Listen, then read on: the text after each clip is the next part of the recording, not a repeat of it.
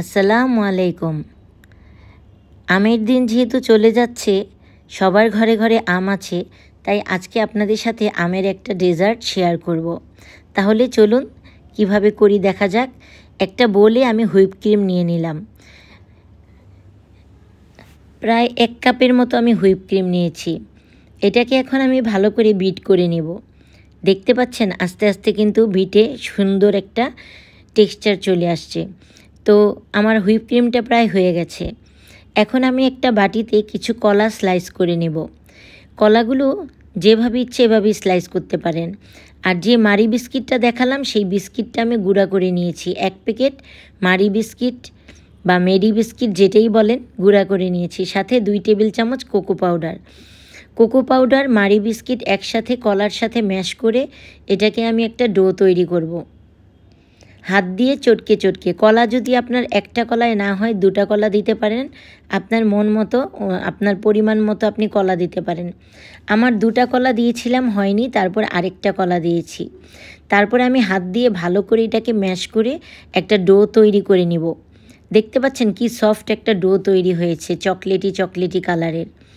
এখন আমি এটা একটা র্যাপিং পেপার নিয়ে নেব। আপনি চাইলে পরিষ্কার একটা পলিথিনও নিতে পারেন। সেই র্যাপিং পেপারের মধ্যে আমি এটাকে রেখে ফোল্ড করে নেব। র্যাপিং পেপারটা ডবল করে এটাকে আমি বেলনি দিয়ে বেলে নেব। আপনি চাইলে এটাকে রুটির আকারে বেলে তারপরে আপনি 4 কোণা করে কেটে নিয়ে হুইপ ক্রিম ইউজ করতে পারেন, নয়তো আমি যেভাবে করেছি এভাবেও করতে পারেন। আমি এটাকে কোনো শেপ দেইনি, কাটার সময় শেপ দেব। তো এই কারণে আমি এটার উপরে হুইপ ক্রিম দিয়ে নিলাম। রুটির মতো পাতলা করতে পারেন, চাইলে আরেকটু ভারীও করতে পারেন। এটাতে আমি হুইপ ক্রিম দিয়ে চারিদিকে ছড়িয়ে নেব। হুইপ ক্রিমের উপরে আমি দিয়ে দিব টপিং হিসেবে আম। আপনি চাইলে আপনার মন মতো ফল দিয়ে আপনি টপিংটা দিতে পারেন। চাইলে স্ট্রবেরি দিতে পারেন আমের সাথে, বা আম দিতে পারেন, বা আম কলা দিতে পারেন, তারপর ড্রাগন দিতে পারেন। Any kind of fruit you can use this recipe. তো এটাকে আমি ফোল্ড করে নিব। যতটুকু সম্ভব আমি আস্তে হাতে এটাকে আমি ফোল্ড করে কাগজে পেঁচিয়ে নিব। যেই র্যাপিং পেপারটা দেখতে পাচ্ছেন এটাতে পেঁচিয়ে আমি 24 ঘন্টা রেখে দিয়েছিলাম। ডিপ ফ্রিজে রেখে দিয়েছিলাম 24 ঘন্টা। কাটার কিছুক্ষণ আগে আমি ডিপ ফ্রিজ থেকে নামিয়ে নর্মাল করে নিয়েছি। দেখতে পাচ্ছেন এটা একটা রোলের মতো হয়েছে। তো সাইডগুলো কেটে নিয়ে তারপরে আমি পারফেক্ট পিসগুলো কেটে নিলাম।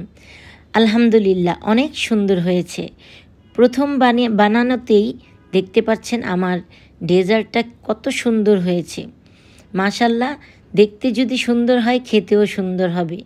তো এই কারণে আমি সবগুলোকে সাজিয়ে নিলাম একটা সার্ভিং ট্রেতে। ওয়াও, অসাধারণ! এত মজা হয়েছে আর এত লুকিং হয়েছে, গুড লুকিং হয়েছে দেখতে, মানে আমি বলতে ভাষা হারিয়ে ফেলছি। যে কোনো জিনিস আপনি করতে সময় যদি সেই জিনিসটা প্রথমবারেই পারফেক্ট হয়ে যায়, সেটার মতো খুশি আর কোনো কিছুতেই হয় না। তো আমি এখন আপনাদেরকে এটা সার্ভ করে দেখালাম, আর এখন আমি এটাকে আপনাদের কেটে একটু খেয়ে দেখাবো। আলহামদুলিল্লাহ, অবশ্যই আমার পেজটিকে ফলো করবেন। সুন্দর সুন্দর রেসিপি পাওয়ার জন্য অবশ্যই আমার পেজটিকে ফলো করবেন এবং লাইক, কমেন্ট, শেয়ার দিয়ে আমার পাশে থাকবেন। এত মজা হয়েছে, পারফেক্ট, ইয়ামি অ্যান্ড ডেলিশিয়াস। সবাই ট্রাই করবেন বাসায়। আল্লাহ হাফেজ।